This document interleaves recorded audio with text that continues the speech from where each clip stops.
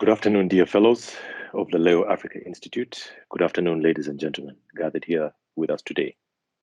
It is my delight to join you this afternoon at our annual Leaders Gathering 2021. And it is also my delight to share some thoughts with yourselves as I present the keynote address on the theme, Building Resilient Lives and Imagined Communities. My keynote will specifically focus on the question, what will competitive and resilient individuals look like in economies of the future? This question is made ever more relevant because of the times in which we live, these unprecedented times. And as I share thoughts on the subject, my hope is that they will augment your own thoughts. And as emerging leaders, I charge you to your responsibility to interrogate these thoughts, refine and distill them, contextualize them, and if you consider them worthwhile, to then translate them into action. Not just individual action, but collective action for the betterment of yourselves and for the betterment of our societies. To discuss economies of the future, I would like us to think for a moment on what the future could actually look like and what factors could influence this future and its economies. For the purpose of this talk, I will refer to the future as the next 30 to 40 years. And this is the time frame when our African nations, born in the late 1950s and early to mid 1960s, will be celebrating 100 years of independence. So therefore, when I'm talking about the future, I'm actually talking about Africa at 100 years. And so the question is, what will the world look like at that time? I believe that there are several factors worth considering that will inform what the world could look like at that time. And some of these factors are political in nature. Others are economic, others social, and others even environmental. What I will do is that I will touch on what I believe is a key factor within each of these categories. And I will start by talking about the political category. I believe that a key factor in the political category that will inform the economies of the future are the shifts in the global balance of power. The United States of America is today the world's leading superpower, which is a place of global dominance that it has arisen to for several reasons. The most recent being the impact of the world wars on Europe and the collapse of the USSR in 1991 and at the end of the Cold War. Now let's take a closer look at the United States. With a nominal GDP of about $21 trillion, the United States of America commands and exercises its economic, its political, and its military might and leadership in defining global affairs. America's leadership has permeated every industry, from academia and research to sports and entertainment, to media, innovation. Every sphere of society today reflects American culture. Just earlier this month, there were the Nobel Prize Awards, and out of the 6 categories, 4 of these categories were won by groups with Americans. What is actually even interesting, for which we continue to credit America, was of the Americans that were recipients of the Nobel Prizes this year, about 75% were immigrants, meaning 75% were foreign born.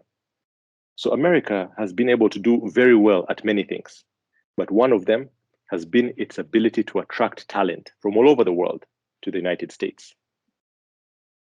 Another interesting fact to think about is that just this week, our shops in Kampala are all advertising Black Friday sales, which is a direct import of American culture, where Black Friday is the single largest shopping day in America, the day immediately after America's annual family celebration of Thanksgiving.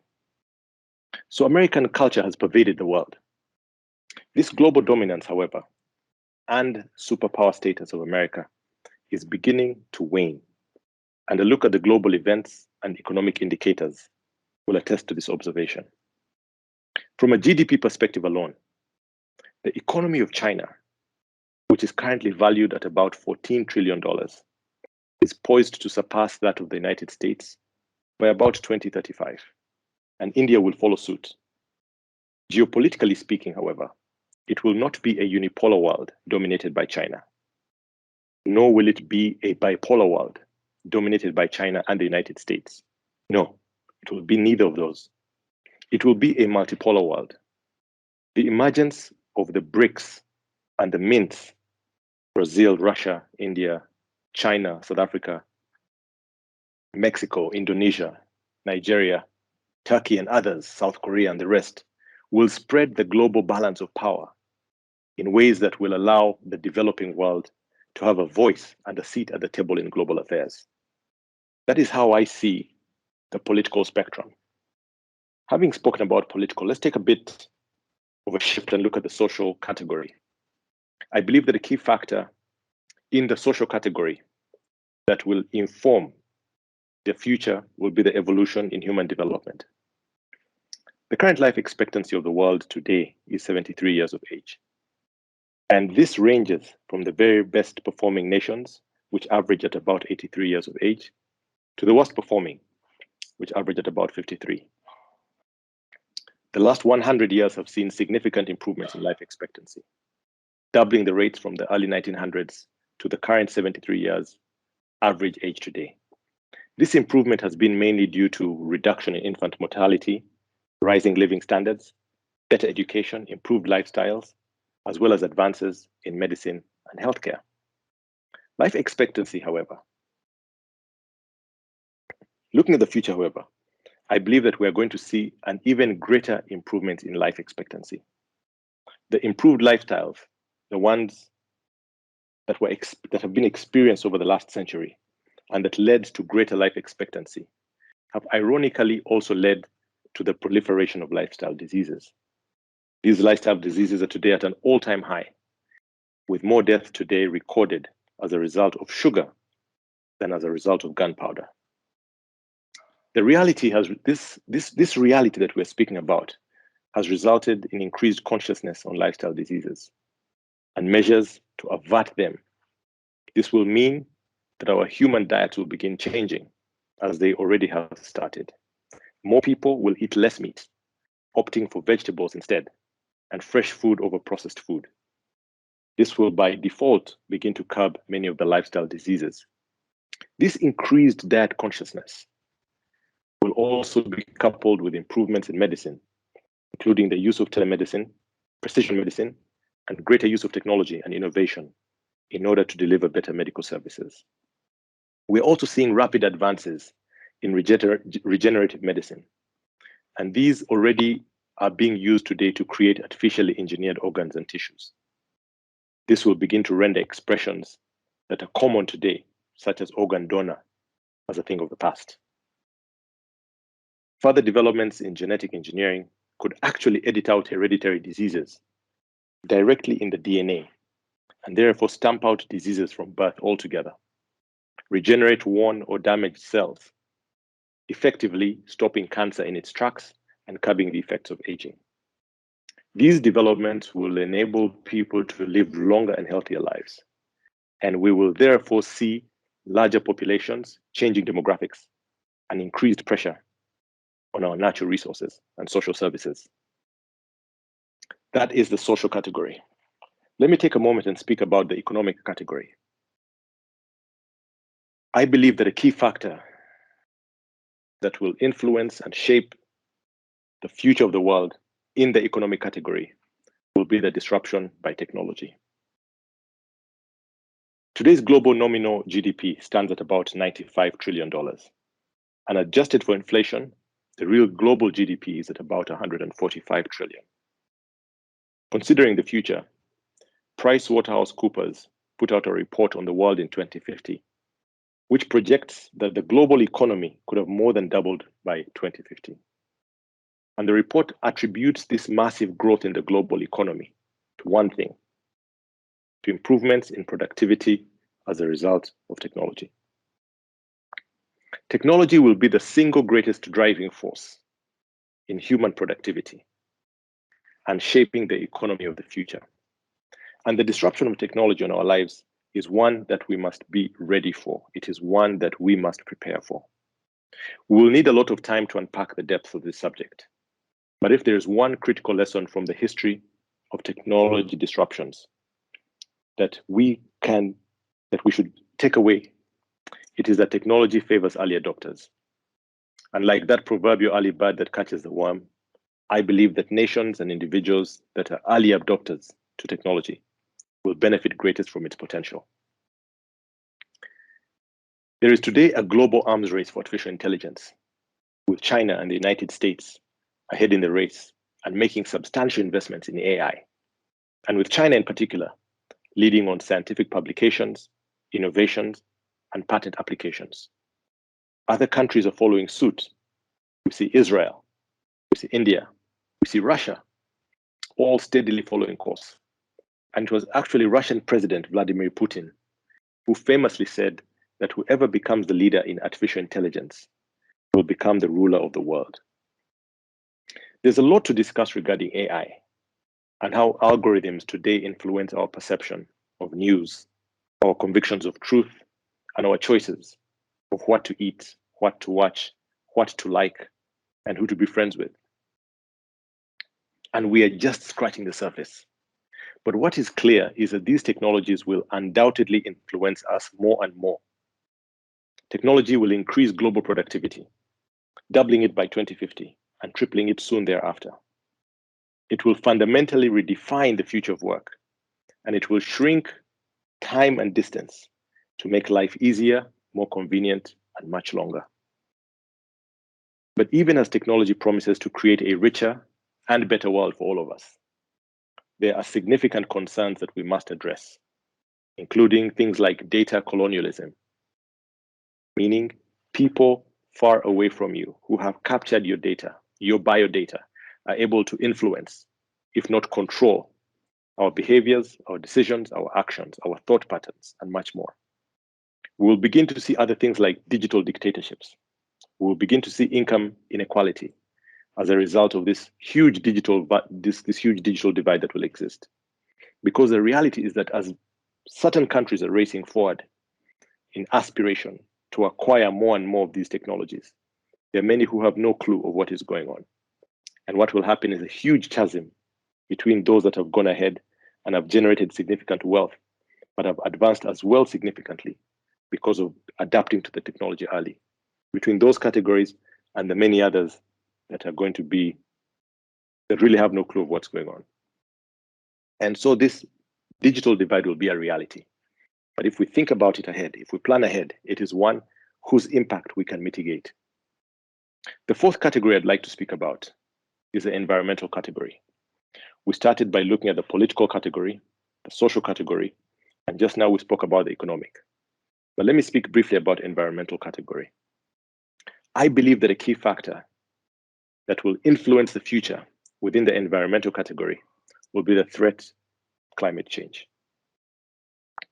Earlier this month, a few weeks ago, world leaders gathered in Glasgow for the COP26 summit, with the ambition to yet again make the necessary difficult negotiations and trade-offs in order to move the needle forward just a little bit to curb the devastating effects of climate change. At that event, as we followed the series of meetings, there was one particular scene from that event that remains etched in my mind. And I believe that this scene will remain etched in many people's minds for a long time. It was a speech that was delivered remotely by the Tuvalu Minister of Foreign Affairs. Minister Simon Kofe addressed cameras. He was clad in a suit jacket and a tie. However, he was standing in water. He was knee-deep in the ocean as he delivered his speech. He used this innovative, provoking setup to highlight to the world the impact of the rises in sea levels and how they are affecting Pacific nations such as his. If we're to take a look at the Earth's surface over the last 100, 200 years, we'll realize that the Earth's surface today is currently 2 degrees Fahrenheit warmer than it was in the pre-industrial period. And with the current global warming rates, the way they are moving today, Tuvalu will be one of the many nations that will have been submerged by the end of this century. And the Tuvaluan students who are seated in classrooms today and learning about climate change in school, as well as learning geography and mathematics, etc., could be the last generation of children to grow up in Tuvalu. And I'd like us to keep something important in mind. Tuvalu is just one of 9 such countries that are poised to disappear by the end of this century as a result of climate change. Along with this stark reality, we are already seeing the impacts of climate change through increased heat waves that are going on around the world. We are seeing fires breaking out in many parts of the world. We're seeing droughts, we're seeing floods, we're seeing insect outbreaks like we recently saw through the Horn of East Africa. We're seeing wildfires, we're seeing declining water supplies, reduced agriculture yield, spread of pandemics like we're experiencing right now, crisis of refugees happening everywhere, food insecurity, and much more. Unless radically addressed, climate change will have far-reaching implications on our human species, along with the plant and animal species with whom we share this precious planet Earth. There is today an increased awareness, however, and the move towards things like renewables, renewable energy, is one of many efforts in the right direction that will help curb climate change. This climate change agenda that we're speaking about is one that requires delicate balance of many interests, and there are many stakeholders. But we remain hopeful that the voices of reason will reign above to balance the various interests, while more importantly, balancing our most important interest, our human survival and the existence of our species. I have spent some time discussing what the future could look like across 4 different categories: political, social, economic, and environmental. And having considered some of the factors that will influence the way the world would look like, I would like to now shift and discuss what a competitive and resilient individual will look like in that world. And that is the specific focus of my theme today. That is a specific focus of my keynote. I believe that to thrive in that world, the world that will be the world that we're speaking about, the world 20, 30 years down the road, an individual will require 3 core attributes. Attribute number 1, attitude. I believe that the individual who will be competitive and resilient in the economies of the future is one who has the attitude and chooses to be competitive and resilient. It is the choice to be, not the desire to be or the hope to be, but the choice to be. In other words, it is an attitude.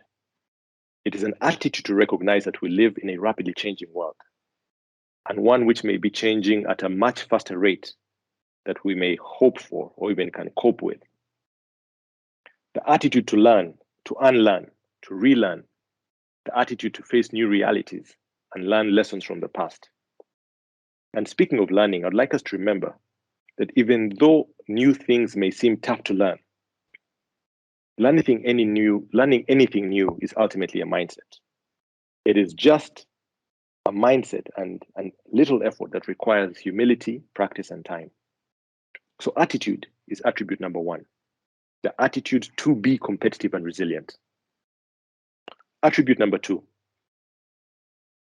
knowledge and skills.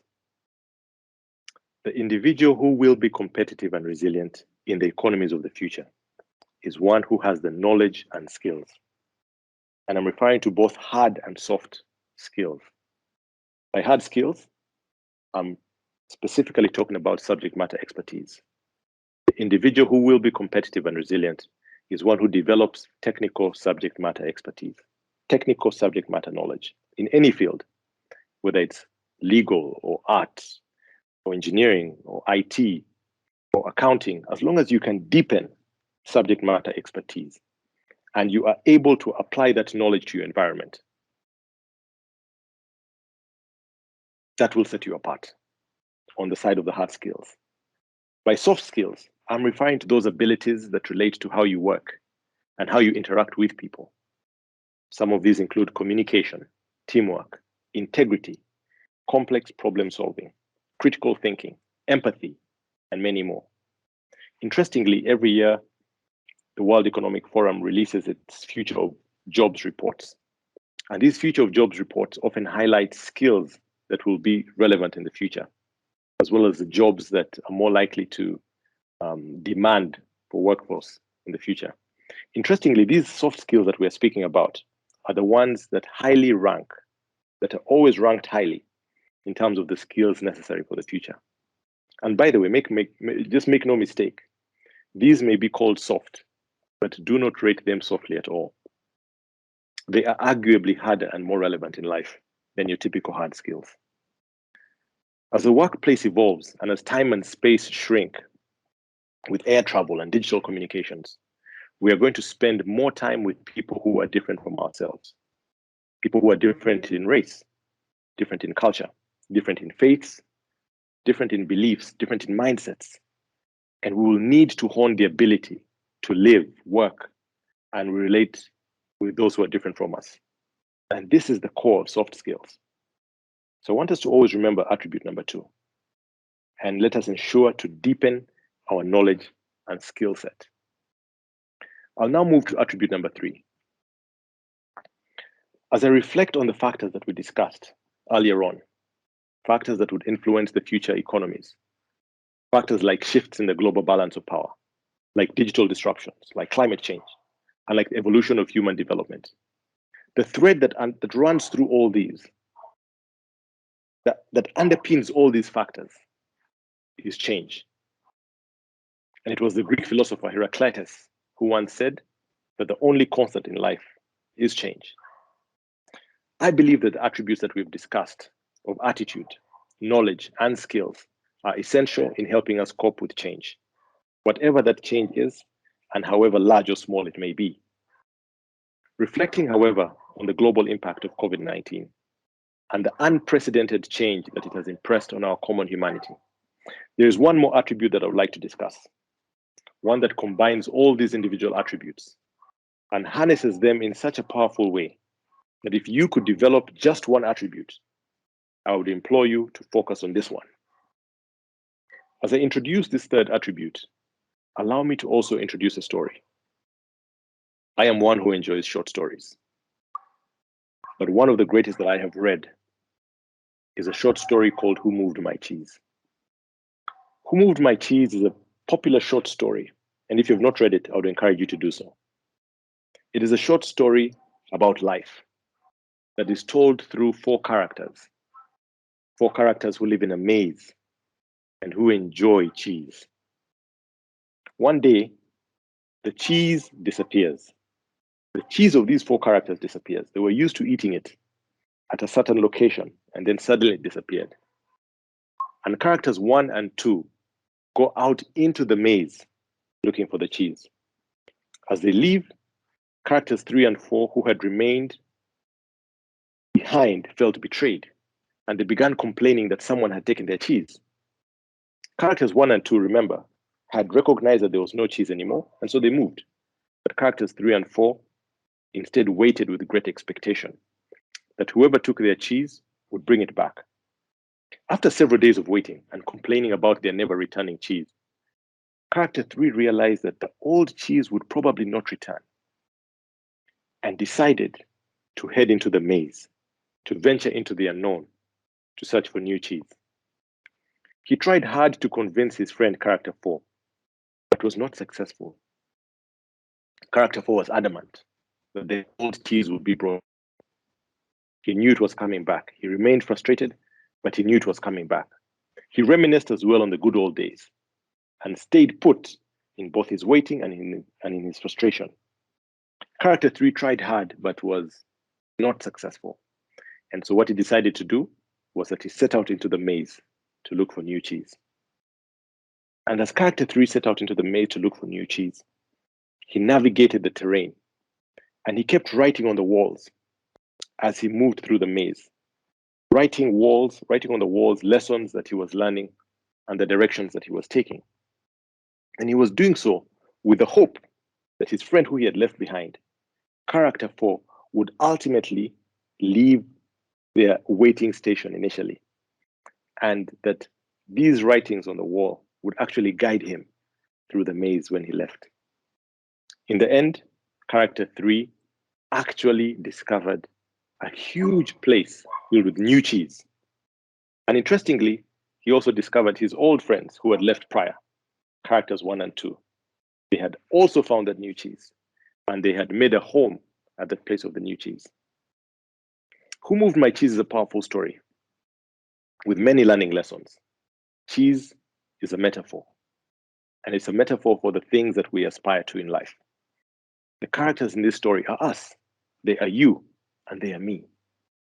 And the core moral of this story is that when things change, which they will do at some point in life, what distinguishes those who find the cheese from those who do not find it is their readiness to adapt to change. Emerging leaders, this is the most important attribute I'll leave you with today. I believe that attitude, knowledge, and skills that we were speaking about earlier are all critical elements. But if there is one factor, and one factor alone that combines these critical elements, and that will enable you be resilient and competitive in the economies of the future, it is the ability to adapt to change. I thank you.